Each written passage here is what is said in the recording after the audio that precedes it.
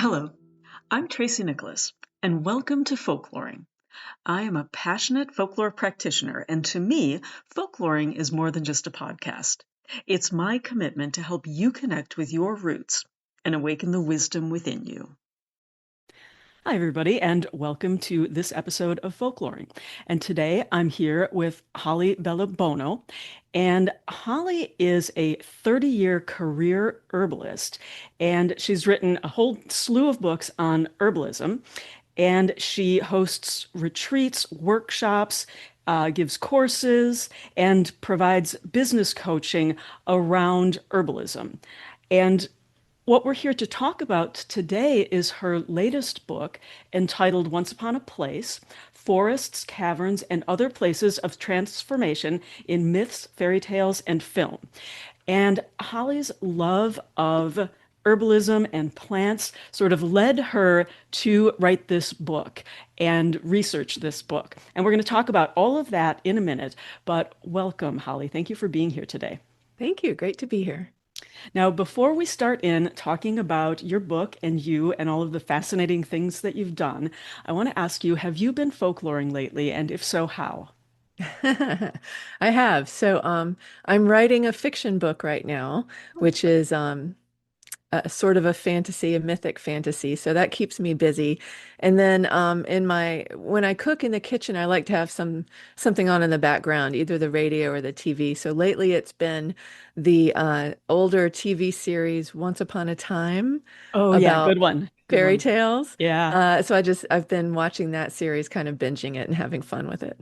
Yeah, I love to watch stuff when I'm cooking as well. And it's nice to like rewatch something because it's not you're not staring at the screen. And so sometimes, I have to go back and rewatch something if it's a new thing and I've been cooking and I'm like, what just happened? Yeah.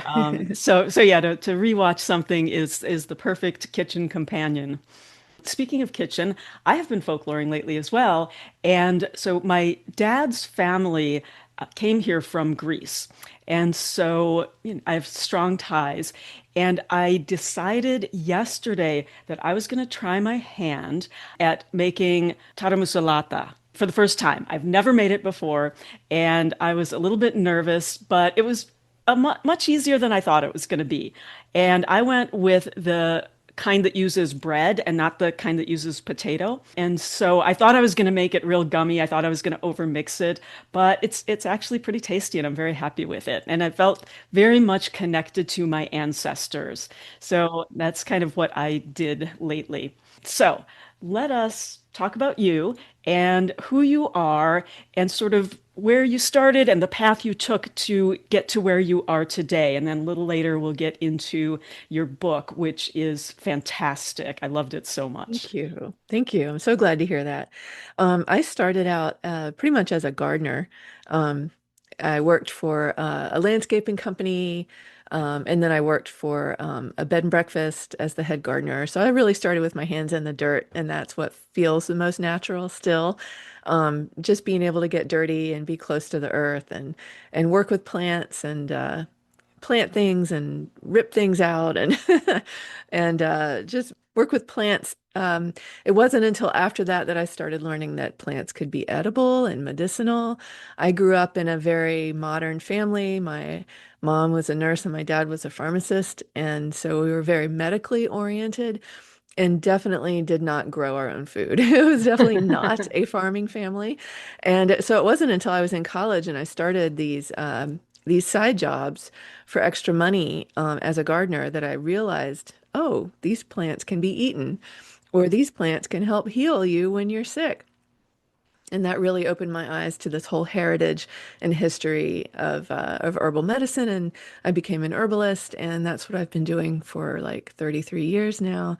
And I really focus now on I run an herbal medicine school, an online school with courses, and I teach specifically about mental health, how herbs and foods and nutrients can support mental health and brain wellness. So I teach herbal medicine and aromatherapy for anxiety and palliative care and depression, things like that.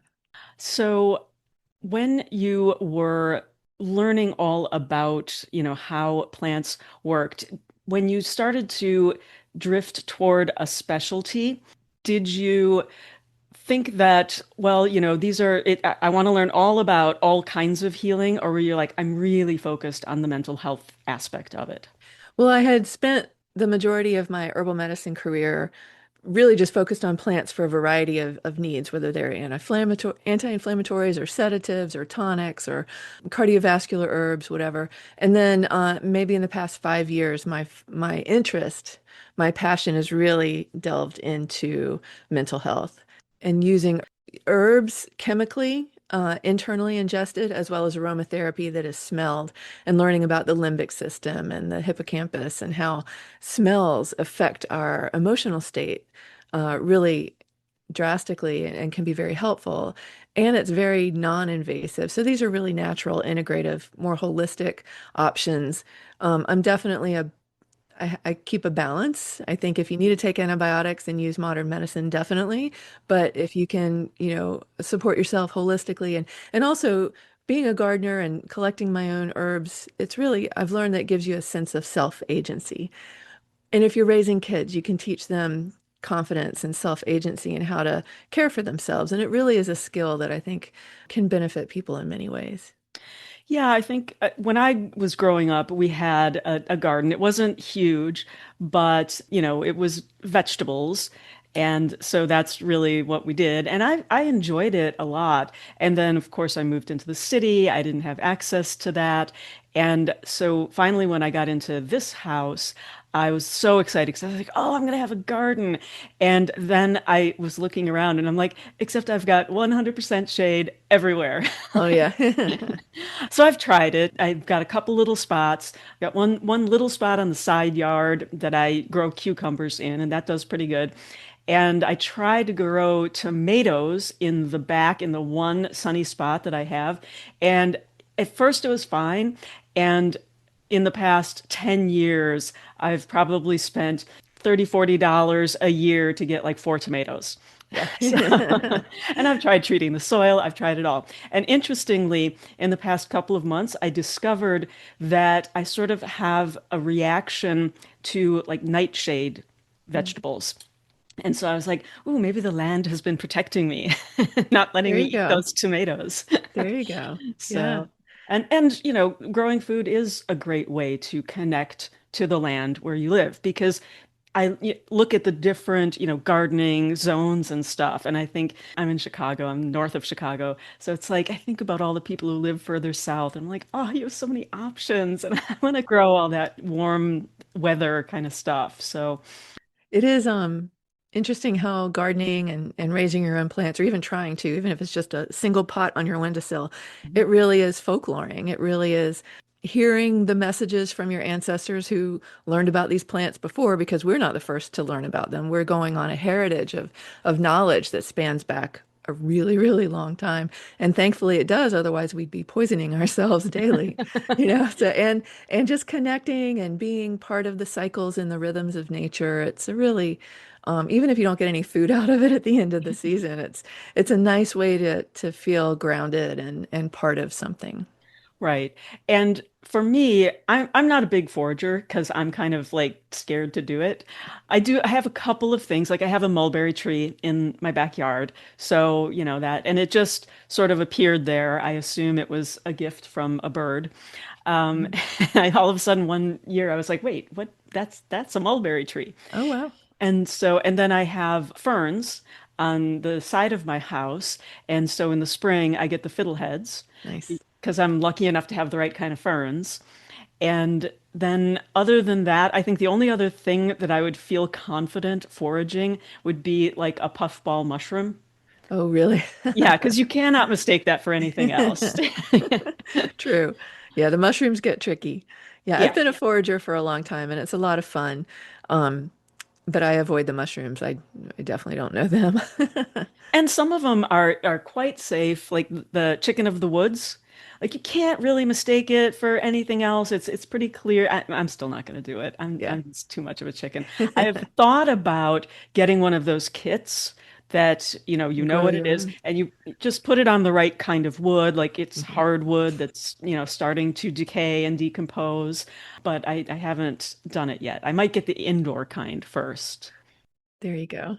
But yeah, as far as the teaching that you do and the school that you have, I think that's really important because as you're talking about folkloring, what occurs to me is we did used to have that knowledge passed down from generation to generation, and that we've lost that.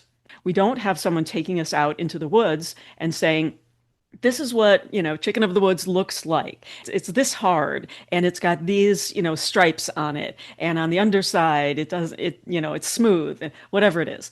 No, we've really lost it. I can think of maybe a handful of herbalists that I know who were lucky enough to be taught by their parents or grandparents or some elder in their household. And most of us didn't have that. I certainly didn't. I had to seek out, when I lived in Boone in the Appalachian Mountains, I had to seek out a woman who lived near me. She raised Scottish Highland cows Oh, wow. and was just a fierce, energetic woman, no nonsense. And she agreed to let me tag along with her and walk with her as she would go out and forage and pick herbs. And she would tell me what we were looking at and how to pick it and what it tasted like and what it shouldn't taste like and how to identify it and what to do with it. And her name was Georgia, and she was great. She was so helpful. And I learned a lot from her. But if it hadn't been from her, it would have just been going on herb walks with herbalists in the community and signing up with your herbal organizations, which is great. Yeah. Um, but if you can find somebody who lives near you, it can really show you what's in your own backyard, basically. It makes a big difference. Yeah, definitely. And I'm pretty lucky because I live across the street from an arboretum. And I know we have a lot of, what people here would consider weeds that are really nutritious, edible Mhm. plants. And I'm like, I don't know. And there is a center here, and in the summer they have like camp for kids, Mhm. but that's all like planting and growing. And it's not the foraging as much. At least I don't think it is. I've never seen them when I'm over there walking. I've never seen them doing that. And then I think to myself, well, there's people planting stuff there. And so are they spraying? I don't know. And is it getting to the nearby plants? And so then it's sort of part of the joy of going foraging, right? Is that you're getting fairly clean plants that aren't being sprayed. But I don't really feel like I can count on that over here because there's grass there as well, and they Sure. treat it. So yeah, I'm not I don't have much opportunity, but I would love to learn. And even with just the herbs, even if I'm growing them or not growing them or buying them, because I remember when I was in college, I worked at a health food store, and so we sold a lot of herbs. And part of the program there was that we would like study and then we could like move up in salary. And I was in college, so I was like, yes, I'm poor. I need money. So I started studying. And at one point, I decided to start taking St. John's wort.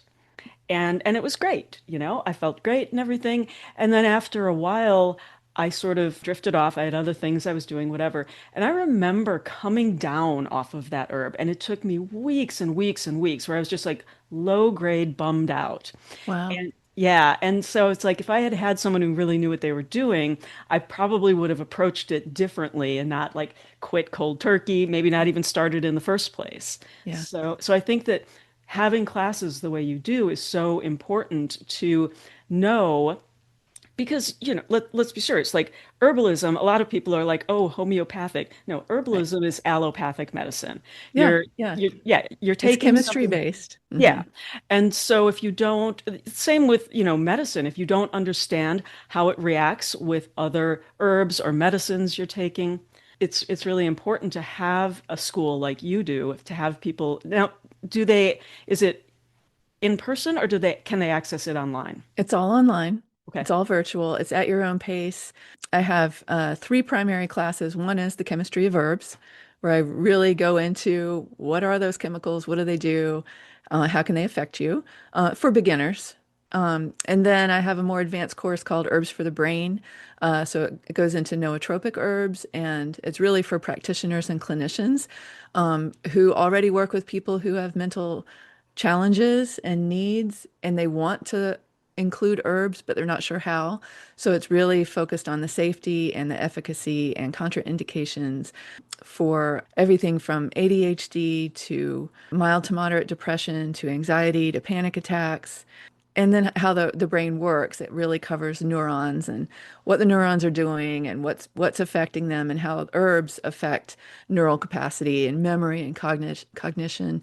And then my other course is aromatherapy for mental health care.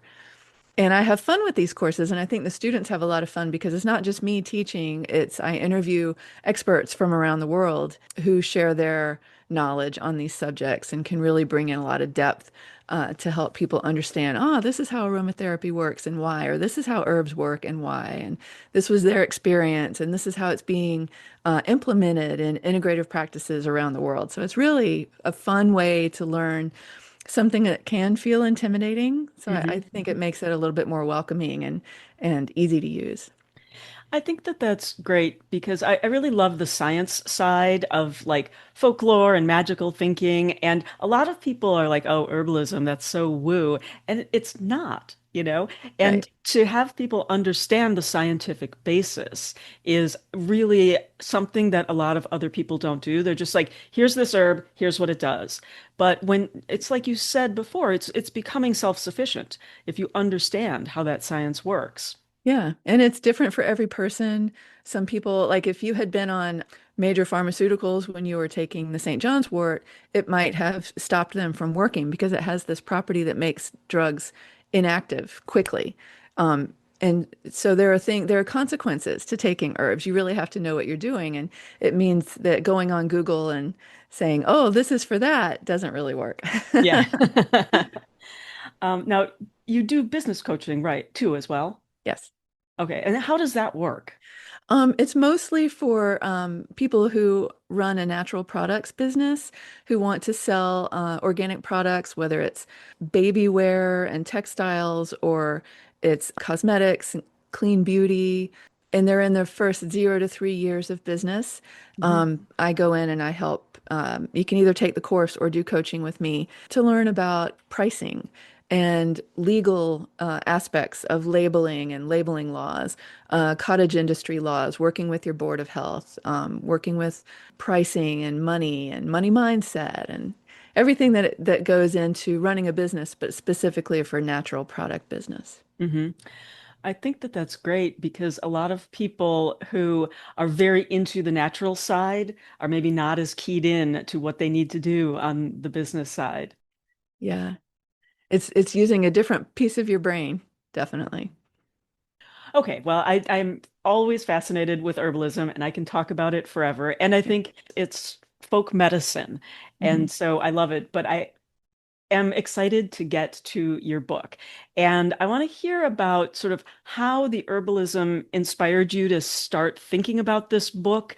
And then I want to take a deep dive into it because it is very fascinating. Great, yeah. So thinking symbolically, metaphorically, so taking us out of the science and the chemistry and going into the realm of imagery, that's what this book covers. And plants come into it because thinking about the life cycle of a plant, if you have a plant that is grown, it flowers, it goes to seed, the seed falls and probably lands in the dirt, gets covered up by the dirt, stays in the dark for a number of months over the winter, and then sprouts back up again. And so and it's a very simplistic way of looking at the process of descent and resurrection.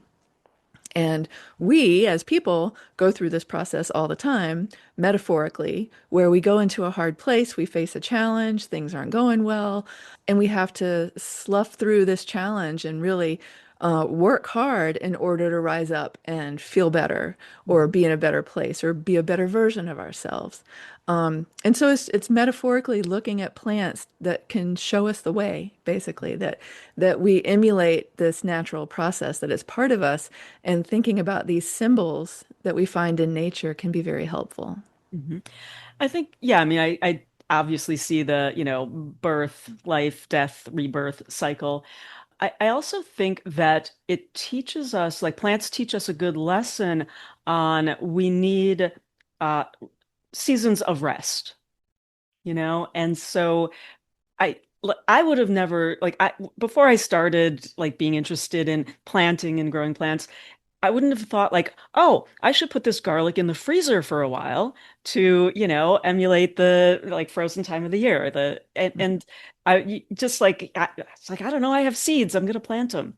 And so when you start to think metaphorically about the plants, they have a lot of lessons for us. And I think that's one of the reasons that there is so much folklore about plants.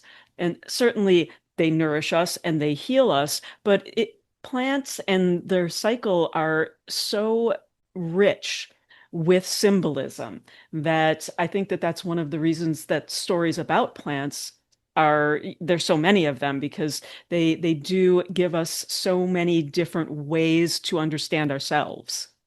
They really contribute to our sense of storytelling and narrative. It really is fun to go through literature from all sorts of cultures and see that plants are included and referenced in that way, that we really see them reflect what we're going through and pull on flowers and leaves and vines and roots for all these different metaphors. hmm I always like the one about the farmer who would go out into the field at night and pull on the shoots and try and make them grow faster. And he killed them because you can't do that. You have to wait for things to come in their time. Patience. That's Yeah. funny.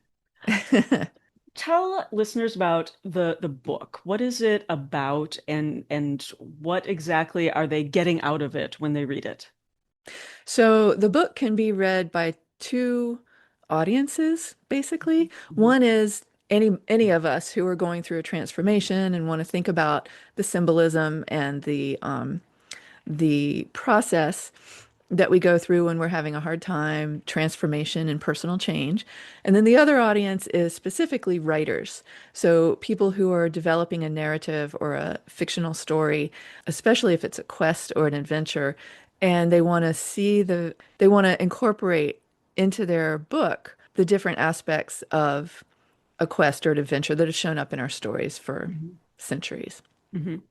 So the book covers two different things. One is the places that we go. That's why it's called Once Upon a Place. And it is five locations. It's the cavern, the the deep, the vessel, the forest, and the labyrinth. Because I realized as I started looking at all these different quest and adventure stories that these five places showed up over and over and over. And those tended to be the only five places. Like every place a character went seemed to fit within one of those locations. So Mhm. the book really dives deep into all of those and shows what a character is going through when they're there, how it contributes to the story, what happens to them specifically because they're in that particular location. So that's kind of the first chunk of the book. Or sorry, maybe it's the second chunk. I forget which way they go. But the other one is this these senses of opposites. And by that I mean they're the same, they're two different sides of a coin, these concepts. One is chaos and void. They're opposites, but they come together and they show up in these stories. Another one is descent and resurrection. And then another one is the beast and the guide. So you read these stories, which come from multiple cultures and countries around the world, and they span literally millennia, thousands of years. And almost all of them have they share these elements. They'll show you chaos or a place of void and nothingness, or they'll show you a beast that's attacking the character, or they'll show you a guide or a mentor that's protecting the character. And almost all of them have the descent and resurrection where you're going down and then you rise up. So those are the core elements. And again, we find a lot of value in them if we're just a regular person going through transformation and we're seeking information about personal change, or we're writers needing to develop our story skills with Right. these particular facets. So for me, like I think about descent and resurrection, and I think, oh, Persephone, right? And there's lots of different, like stories like this. You think about, going to the fairyland and then getting out later, and how you've been changed. chaos and void, though, what would a good example of that be? I think they're fascinating. When we see chaos and void in stories, we're seeing, for instance, if we see chaos, we're seeing a jumble, a mess, a place that is so full of tangles and briars and trees and junk and everything that you can't see your way through. There's no path, there's no landmark. It's just full and chaotic. The opposite of that is the void. You're seeing nothingness, isolation. There's no path, there's no landmark, there's nothing that gives you a sense of direction forward because it's so vast and it's so empty. And they're complete opposites, but they're really the same because what they're doing is forcing you to go inward, to to look at yourself, to look at your goals, your intentions, because what you're seeing outside is just a reflection of what you see inside, whether it's you as a real person or a character in a story. So does something like the void, to me, it seems like that would lend itself to, the cavern or the deep, right? Are there certain of these sort of three core ends of the spectrum that fit with different locations, or can any of them be in any of these major categories of location? Almost any of them could be anywhere. For instance, I think of the deep.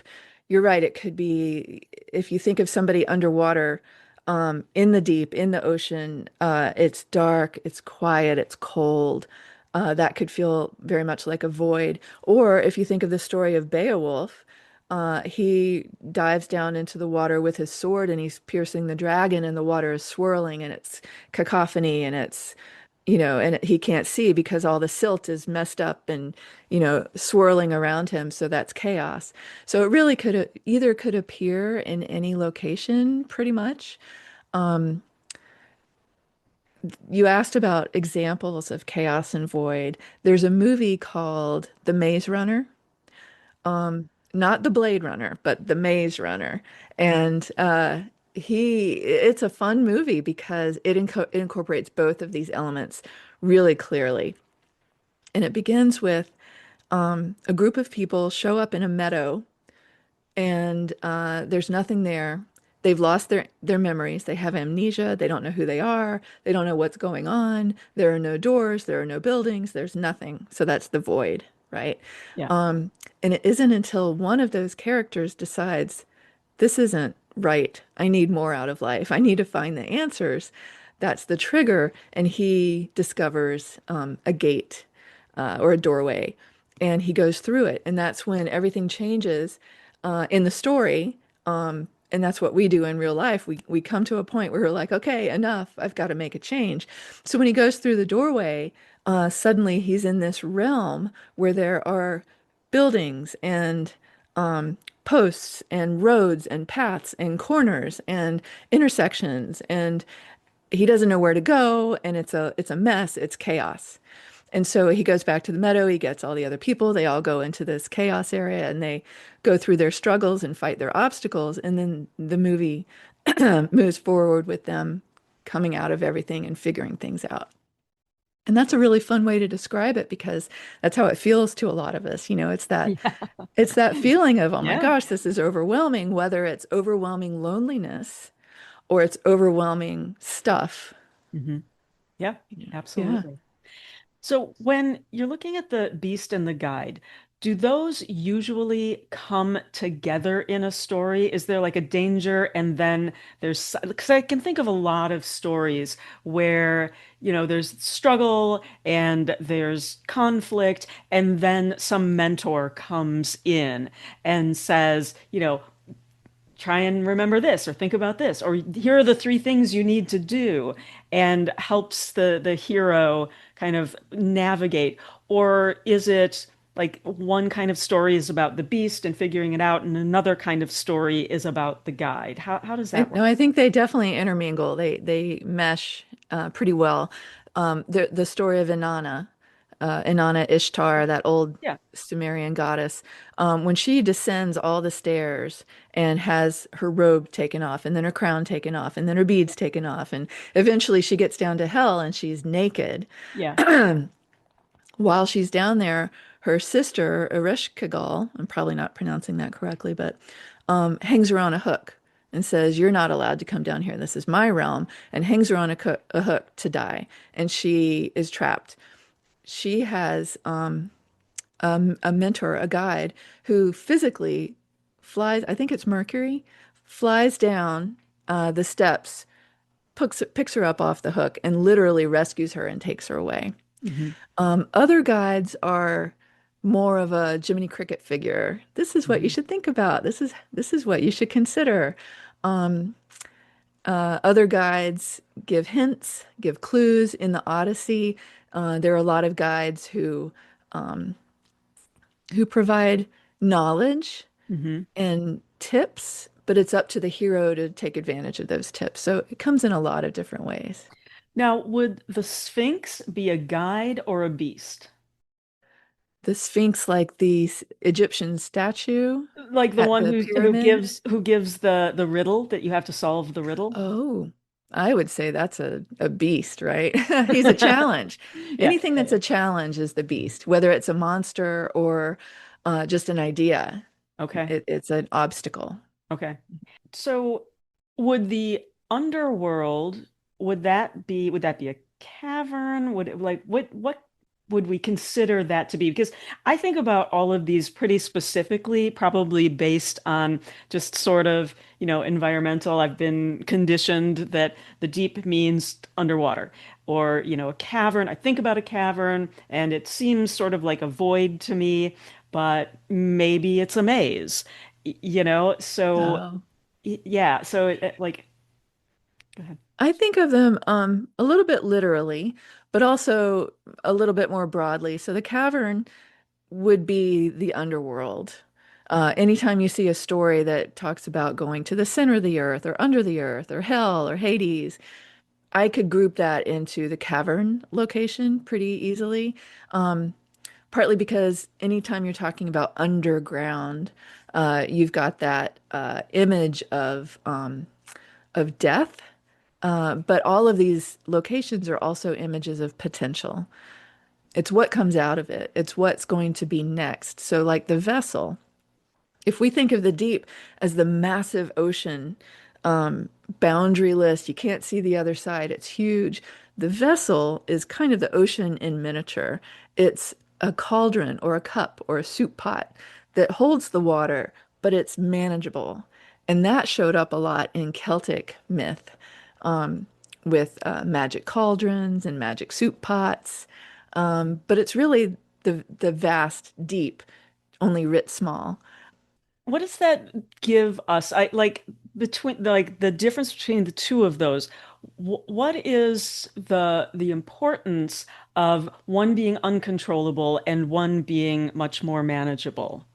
That's a good question. I think they both have their benefits in literature and in our minds symbolically. When I think of Gilgamesh, the story of this guy who goes on a quest to find immortality, he goes across the vast ocean where no one had ever been before. Nobody had ever made it across. People were trying to warn him away from it and say, "You can't do it, it's impossible." He did it anyway.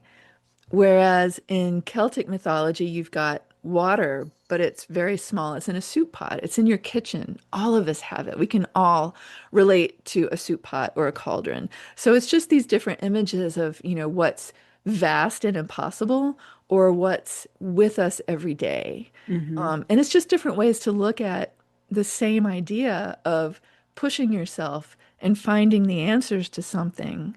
Does it seem impossible to you, or does it seem like it's just on the other side of your brain? If you could only, Okay. reach Yeah, yeah, it, yeah. that kind of Absolutely. thing. I think that's how stories are. They're really fun that way because they teach us the same lessons, but in these really fun ways. So when I think about the cavern and the chapter title is The Cavern Descending to Find Change. right? So I'm looking for some sort of transformation, and that's what happens down in the cavern.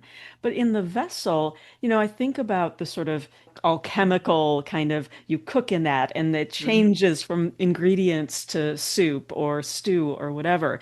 And so that would be an interesting kind of like which one of those do you pick to symbolize change?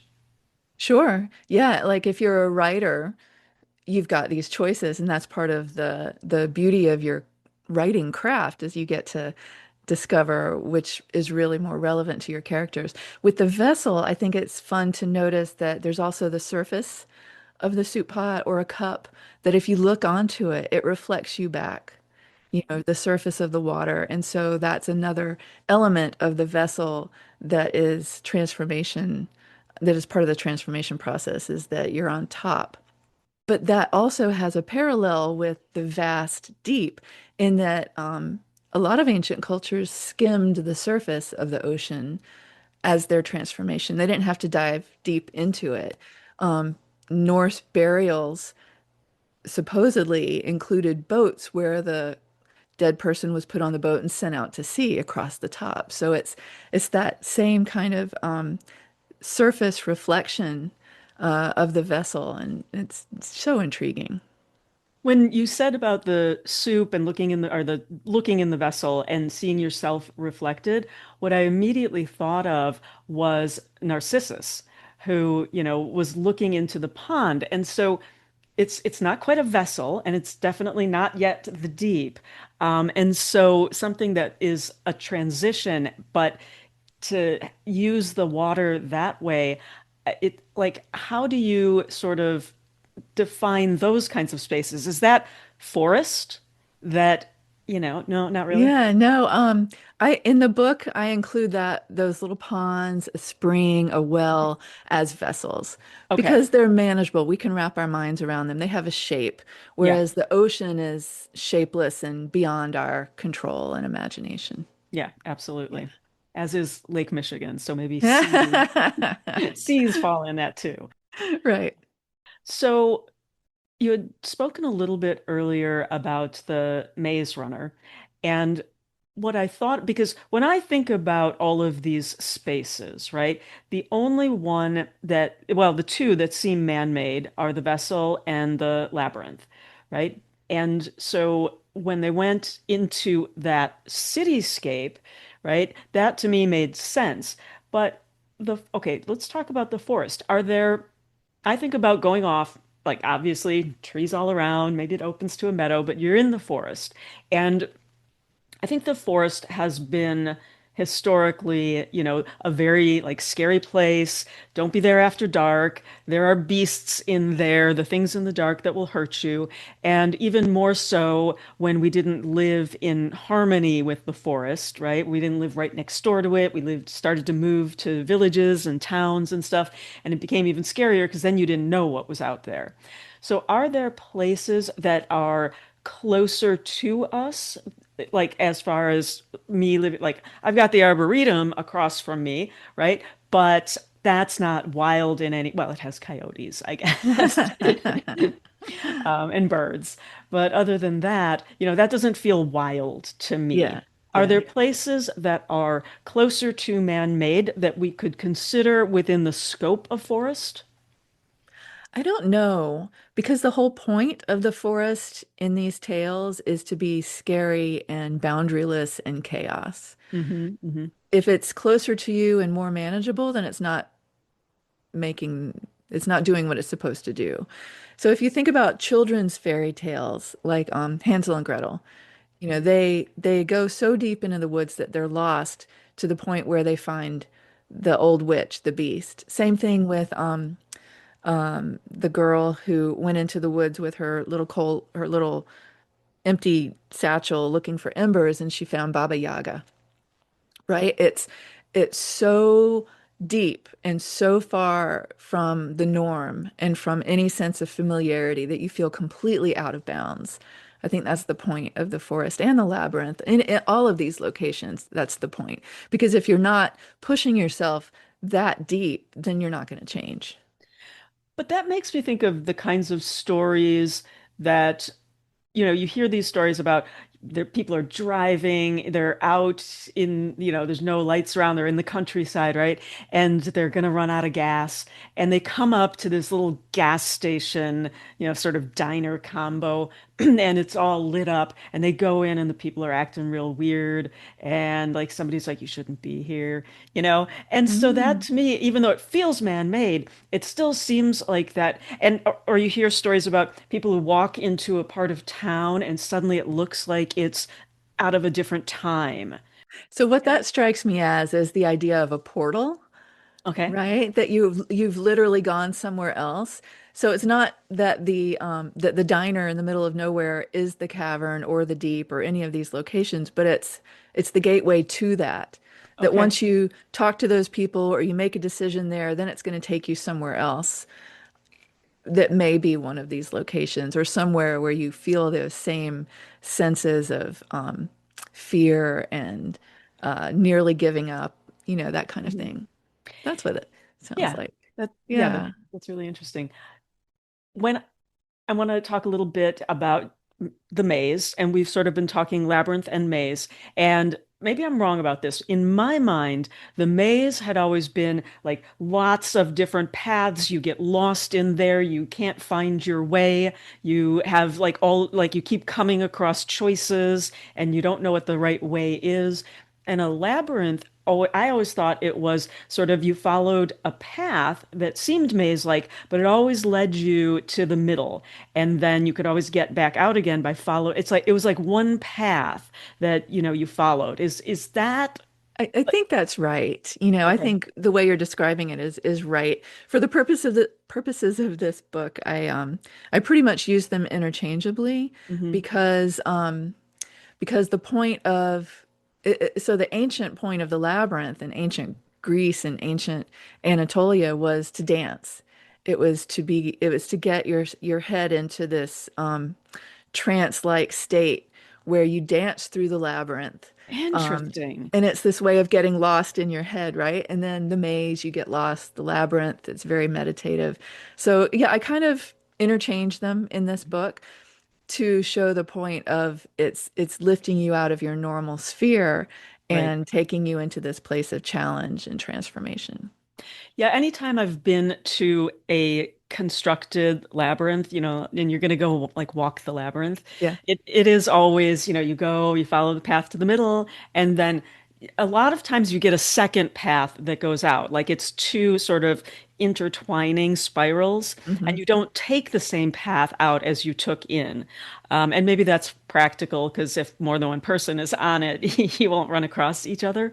But it's Uh, also very metaphorical, right? Yeah, yeah. Yeah. And maybe that's just my, hippie kind of like that's how labyrinths work. But yeah, the point that I've ever seen for a constructed labyrinth is to be meditative. Yeah, it's the process of looking within, finding your way not externally but internally. And all of these locations, I think, are have that to some degree or the other. Right. Like it's like the cavern.